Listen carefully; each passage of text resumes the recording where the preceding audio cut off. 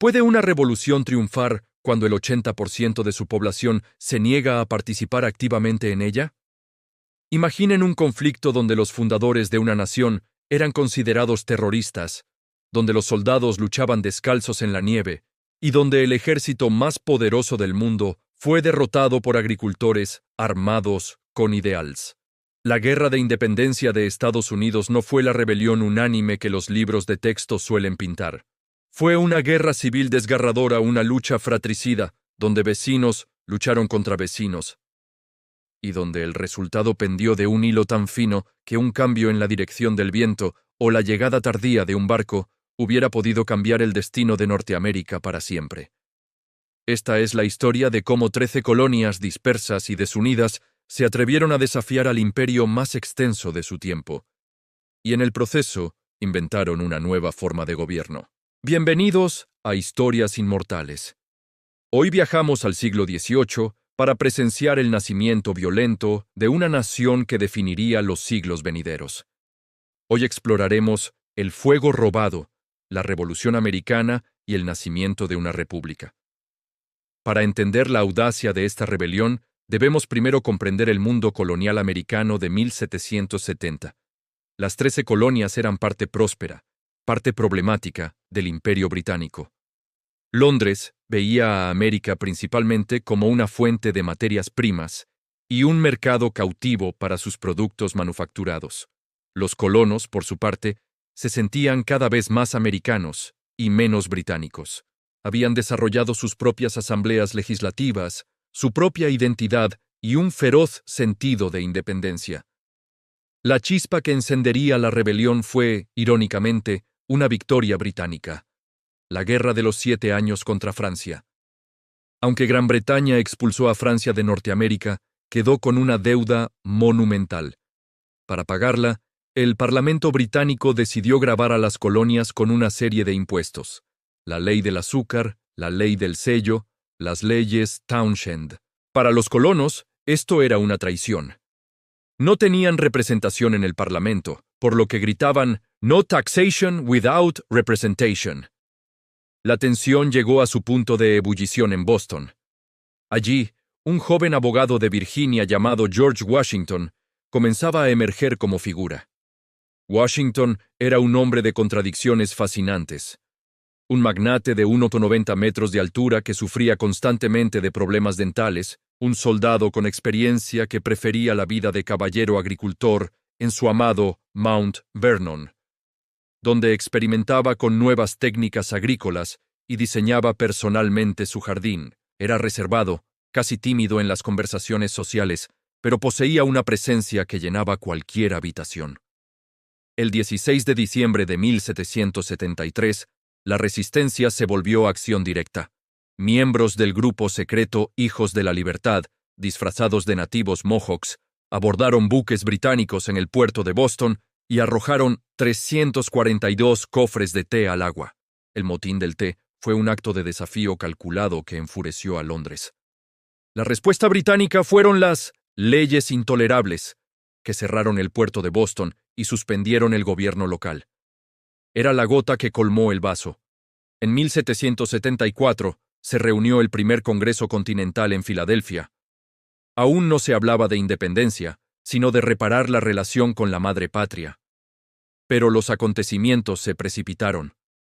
El 19 de abril de 1775, soldados británicos marcharon hacia Concord para confiscar armas coloniales. En Lexington, se enfrentaron a milicianos coloniales. Se disparó el disparo escuchado alrededor del mundo. La guerra había comenzado.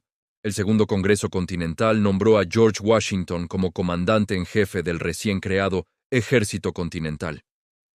La elección fue política tanto como militar. Virginia era la colonia más grande y rica, y Washington, aunque de experiencia limitada, tenía la estatura y el carácter para unir a las colonias. Su primera prueba llegó en Boston, donde logró expulsar a los británicos colocando cañones en las alturas de Dorchester. Fue una victoria crucial, pero engañosa, porque aquí llegamos al verdadero desafío de Washington. Su ejército no era un ejército profesional, sino una colección de milicianos mal equipados, mal entrenados y con enlistamientos cortos. Los británicos, en cambio, disponían del ejército más profesional y mejor equipado del mundo, reforzado por mercenarios hessianos. La guerra se trasladó a Nueva York, donde Washington sufrió una serie de derrotas humillantes. Su genio no residió en ganar batallas campales, sino en mantener vivo un ejército que debería haber sido destruido una docena de veces. La retirada a través de Nueva Jersey fue desesperada. Los hombres dejaban gotas de sangre en la nieve al marchar descalzos. Fue en este momento de máxima oscuridad que Washington concibió su movimiento más audaz. En la noche del 25 de diciembre de 1776, cruzó el helado río Delaware con 2.400 hombres y atacó por sorpresa a los hessianos acantonados en Trenton. La victoria fue pequeña en escala, pero monumental en significado. Revitalizó la causa y demostró que el ejército continental podía golpear y ganar. Mientras Washington luchaba por mantener unido su ejército, en Filadelfia ocurría una revolución paralela. Un joven abogado de Virginia, llamado Thomas Jefferson, de 33 años, trabajaba en un documento que cambiaría la historia. Jefferson era el polo opuesto a Washington. Intelectual, de modales suaves, obsesionado con los libros y la arquitectura, y profundamente contradictorio. Mientras escribía que todos los hombres son creados iguales, poseía cientos de esclavos. Su Declaración de Independencia, adoptada el 4 de julio de 1776, no era solo una lista de quejas, era la expresión radical de una nueva filosofía política. Que los gobiernos derivan su poder del consentimiento de los gobernados. La guerra se alargó durante años, convirtiéndose en un conflicto global. Benjamin Franklin, a sus 70 años, se convirtió en el diplomático esencial en Francia. Con su pelo canoso, su vestimenta sencilla y su ingenio brillante, Franklin cautivó a la corte francesa. Jugaba al ajedrez con mujeres aristocráticas, publicaba escritos ingeniosos y, crucialmente, convenció a Francia para que se uniera a la guerra del lado americano. La entrada de Francia cambió todo. La armada francesa desafió el dominio británico del mar, y tropas francesas llegaron a América. El punto de inflexión llegó en 1781 en Yorktown, Virginia. Washington, junto con el ejército francés al mando del general Rochambeau, atrapó al ejército británico del general Cornwallis contra el mar. La armada francesa bloqueó cualquier escape por mar. Fue una victoria aliada perfectamente coordinada. El 19 de octubre de 1781, Cornwallis se rindió. La guerra prácticamente había terminado. Y aquí llegamos al giro inesperado, la revelación que desafía el mito nacionalista. La verdadera razón del triunfo americano no fue la superioridad militar o el puro idealismo, sino la implacable y muchas veces olvidada guerra económica que quebró la voluntad británica. Mientras el ejército continental de Washington distraía a las fuerzas británicas en el campo de batalla, un grupo de comerciantes, contrabandistas y financieros coloniales libraba una guerra paralela de desgaste económico contra el imperio más rico del mundo. Los colonos organizaron boicots masivos a los productos británicos que fueron extraordinariamente efectivos. Las exportaciones británicas a América se desplomaron en un 90%, llevando a la bancarrota a numerosos comerciantes ingleses. Peor aún para Londres. Los coloniales desarrollaron un sofisticado sistema de financiamiento que incluía papel moneda, respaldado por futuras cosechas y préstamos secretos de bancos holandeses y franceses. Mientras el gobierno británico se ahogaba en deuda de guerra, la economía colonial demostró una resiliencia sorprendente.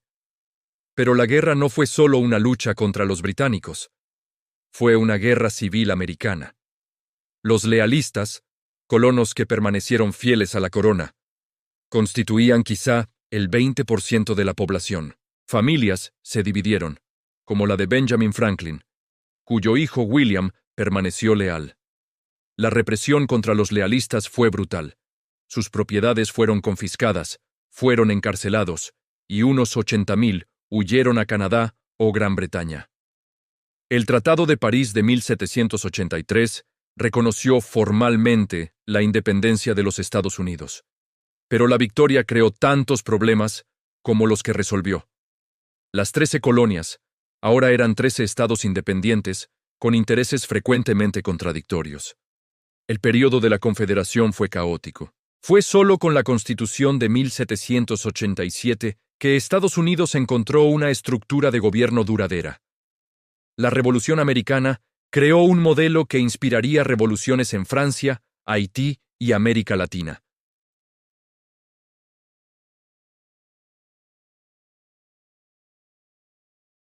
Pero también dejó contradicciones fundamentales sin resolver, particularmente la institución de la esclavitud y el tratamiento de los pueblos nativos americanos, contradicciones que llevarían a una guerra civil aún más sangrienta 80 años después.